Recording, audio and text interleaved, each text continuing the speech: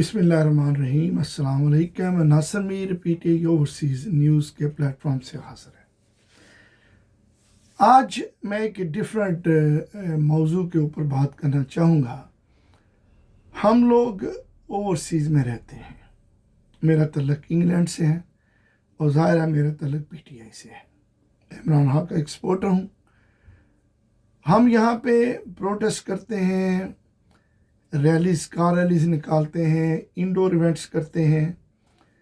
तो हमें अक्सर ये सवाल किया जाता है कि आप लोग इधर रहकर इन लोगों को क्या बताना चाह रहे हैं कि क्यों आप यहाँ पे आवाज़ बुलंद करते हैं।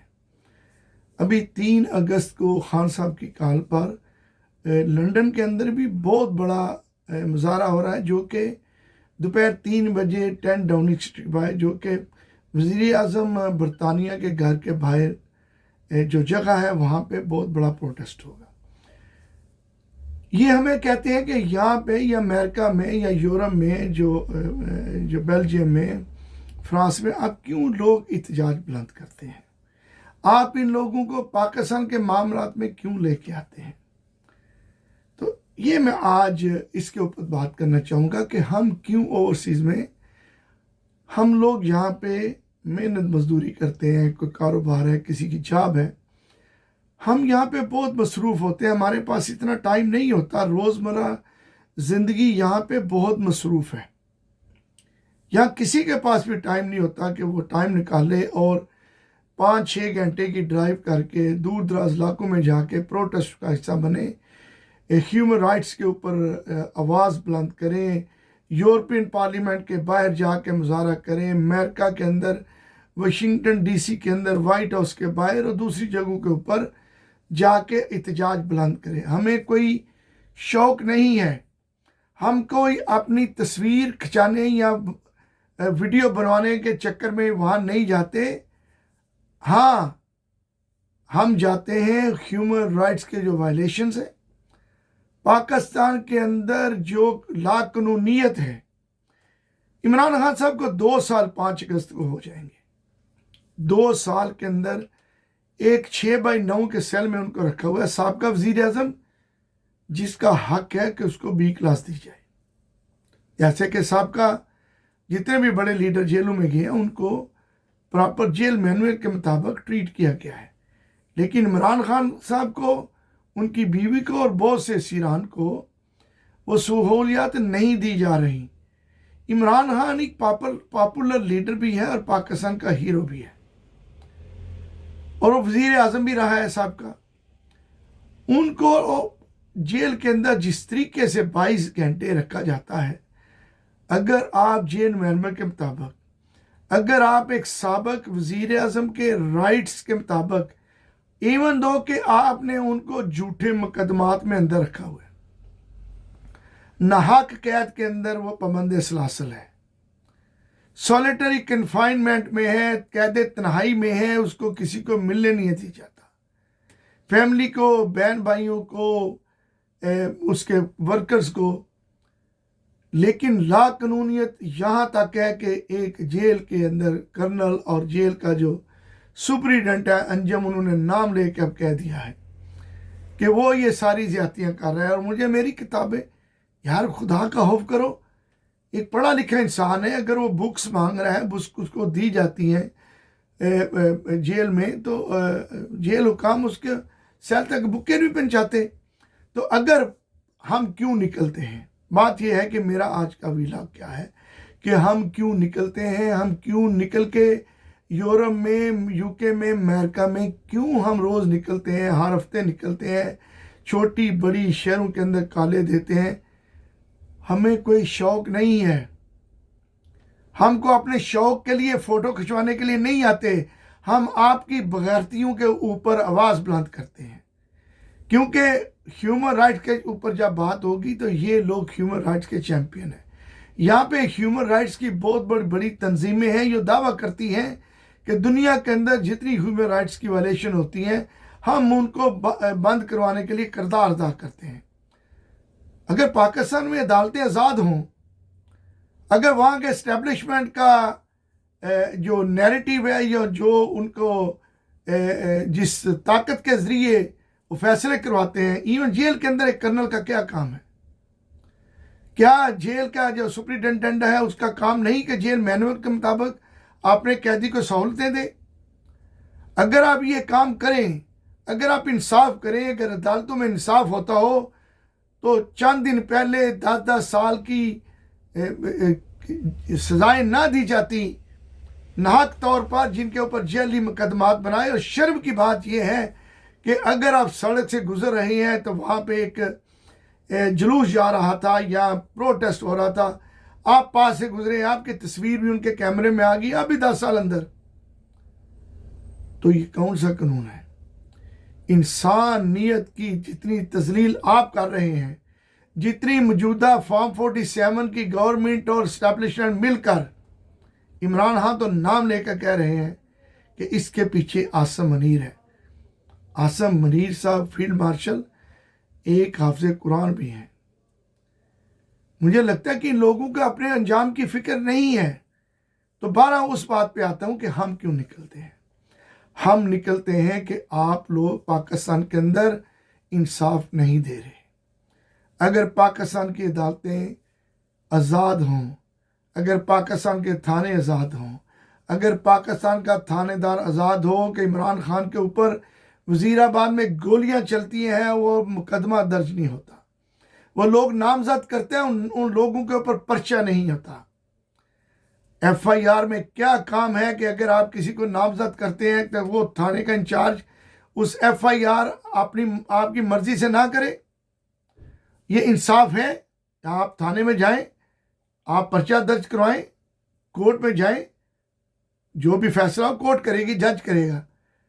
आपने तो अपने थानेदारों को बंदूक के जोर पर यरगमाल बनाया हुआ है। जजिस जो हैं वो बंदूक के जोर पर उनको इस्तेमाल बना के उनके अपनी मर्जी से फैसले ले रहे हैं।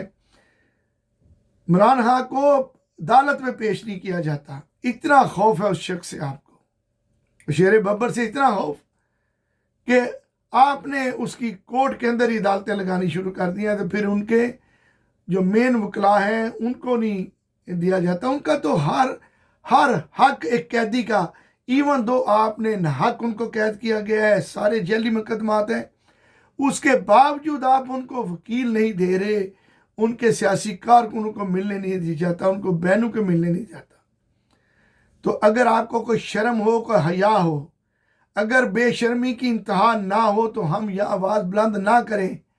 अगर हमारी अदालतें पाकिस्तान के अंदर इंसाफ दे रही होती, हम ओवरसीज में कभी प्रोटेस्ट ना करें। हमें कोई शौक नहीं है कि हम 4-5 घंटे की ड्राइव करके आवाज़ बुलंद करें पाकिस्तान में होने वाली ना इंसाफ़ी ह्यूमन राइट्स की वायलेशन के ख़िलाफ़। हमें कोई ज़रूरत नहीं, ना ही हमें कोई शौक़ है कि हमने अपने पैसे खर्च करके प्रोटेस्टों का हिस्सा बने, आवाज़ बुलंद करें कि इमरान खान को आपने जेल में क्यों रखा हुआ है। अगर आप इमरान खान को इंसाफ देते वो कभी जेल में ना होते। 9 मई हो, तोशाना 1 हो, तोशाना 2 हो, आप सारे 2 नंबरी से उनके ऊपर मुकदमा कर रहे हैं। तो ये वजह है कि हम यहाँ पे निकलते हैं। हम यूरोपियन पार्लियामेंट के बाहर जाते हैं, हम अमेरिका के अंदर आवाज़ बुलंद करते हैं। अगर आपको इतना ही हमारे निकलने में तकलीफ है तो आपको शर्म हया करें और पाकिस्तान में अदालतों को इंसाफ करने दें। जजों को मत खरीदिए, अपनी मर्जी के जजिस आप लगाकर इस्लामाबाद हाई कोर्ट और सुप्रीम कोर्ट में, और जिस तरीके से 26 तरमीम जो आप लेकर आए उसके ज़रिए आप अपना जो घिनौना एजेंडा है या लंदन प्लान है उसको पाया तकमील तक पहुँचाना चाहते हैं। तो हमारे बाहर निकलने पे भी तकलीफ है आपको ये भी तकलीफ है कि हम आवाज़ ना बुलंद करें। हाँ, हम करते रहेंगे जब तक अदालतें आज़ाद नहीं होती, जब पर इंसाफ पर मबनी फैसले नहीं होते, जब तक रूल ऑफ लॉ की पाबंदी नहीं होती, जब तक एक थानेदार आज़ाद तौर पर FIR दर्ज नहीं करता, इंसाफ पर मबनी FIR दर्ज नहीं करता, मुद्दई के मुताबिक दर्ज नहीं करता, जब तक आप कोर्टों के बाहर बैठे हुए जेली और पेड गवाहान को बंद नहीं करते, तब तक हम आवाज़ बुलंद करते रहेंगे जब तक इमरान खान और उसके तमाम असीरान जो है, उसके तमाम लीडरान जो कैद हैं, और आपने जो 10-10 साल की उनको सजाएं दी हैं, जो रिवर्स नहीं करते। इमरान आपको कहते हैं कि कमीशन बनाए, 26 नवंबर पर कमीशन बनाए, 9 मई पर कमीशन बनाए। अब क्यों नहीं बनाते? इसलिए कि आप नहीं चाहते कि हकायक अवाम के सामने आए। तो जब आप हकायक सामने नहीं लाएंगे तो फिर हम लाएंगे। हम आवाज़ बुलंद करते रहेंगे, हम कहते रहेंगे इमरान खान को रिहा करो, उसके तमाम कैदियों को रिहा करो। क्यों? कि सारे मुकदमा जाली हैं। आप जो मर्जी कर लें, हम आवाज़ बुलंद करते रहेंगे। जिस दिन हमें पता चला कि पाकिस्तान के अंदर अदालतें इंसाफ दे रही हैं, दीवानी मुकदमात देख लें, लोग 50-50 साल से ज़मीनों के मुकदमात अदालतों के अंदर, उनके फैसले तो अब दे नहीं रहे। बजाय से कि 24 आवर अदालतें लगाकर लोगों को इंसाफ दें, खुदारा लोगों को इंसाफ दें। जिस माशरे के अंदर इंसाफ नहीं होता वो माशरा तबाह हो जाता है। आपने पाकिस्तानी माशरे को तबाह करके रख दिया। लोगों की रोज़मर्रा के ख्यालात, उनकी ज़िंदगी तबाह होकर रह गई है।